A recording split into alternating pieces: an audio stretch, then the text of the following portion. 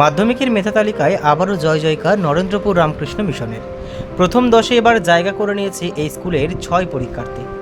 আবাসিক বিদ্যালয়ের নিয়মানুবর্তিতা স্কুলের পরীক্ষার্থীদের সাফল্যের অন্যতম কারণ বলে জানান প্রধান শিক্ষক স্বামী ইষ্টেশানন্দ। পাশাপাশি তার দাবি, স্কুলের ছাত্রদের মোবাইল ব্যবহার থেকে বিরত রাখা হয়, সেটাও সাফল্যের কারণ বলে মনে করেন তিনি। তৃতীয় নৈরিত রঞ্জন পাল, প্রাপ্ত নম্বর 691।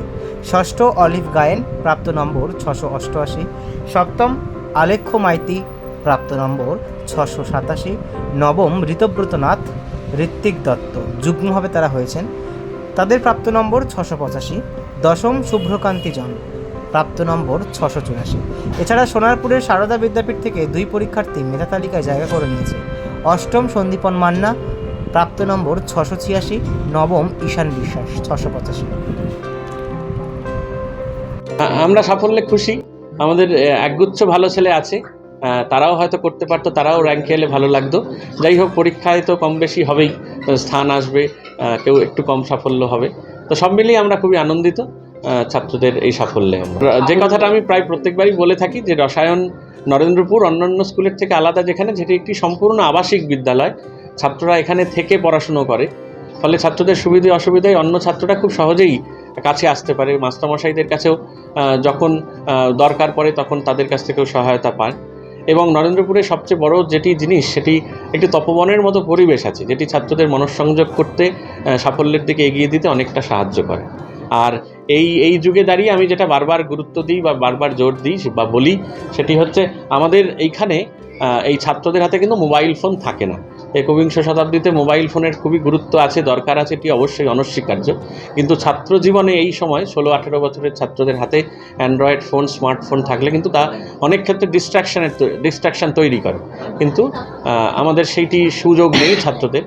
ফলে ছাত্রদের নিরবিচ্ছিন্ন পড়াশুনো করার, একসাথে বেড়ে ওঠার এবং পড়াশুনোটাকে একসঙ্গে সবাই অপরকে সাহায্য করে এগিয়ে যাওয়ার সুযোগ থাকে। সে কারণেই নিশ্চয়ই আমাদের সবার সাফল্য, মানে আমার রান্নাঘরের কর্মী থেকে আরম্ভ করে আমাদের মাস্টারমশাই যারা হস্টেল দেখেন, ভবন শিক্ষক, অন্যান্য সন্ন্যাসী মহারাজ যারা আছেন, সবার একসঙ্গে, সবার যৌথ প্রয়াসেই এই সাফল্য আমাদের প্রত্যেকবার আসে। কিন্তু আমরা চেষ্টা করি শারীরিক, মানসিক, বৌদ্ধিক এবং সাংস্কৃতিক সমস্ত বিকাশের জন্য, মানে সর্বোপরি সার্বিক বিকাশের জন্য চেষ্টা করা হয় পঞ্চম থেকে দ্বাদশ শ্রেণী পর্যন্ত প্রায় প্রত্যেক ছাত্রেরই।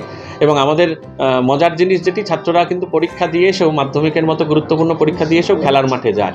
ফলে রেগুলার খেলাধুলো, রেগুলার সকালে উঠে শারীরিক ব্যায়াম, পিটি করা, যোগাসন করা এবং একই সঙ্গে সকাল সন্ধ্যে প্রেয়ার হলে যাওয়া, ছাত্রদের সমস্ত কিছু মিলিয়ে একটি বিরাট যৌথ পরিবারের মতো। তো এই পরিবারের সকল সদস্যই একে অপরকে সাহায্য করে বেঁচে থাকে, ফলে সাফল্য প্রত্যেকবারই আসে।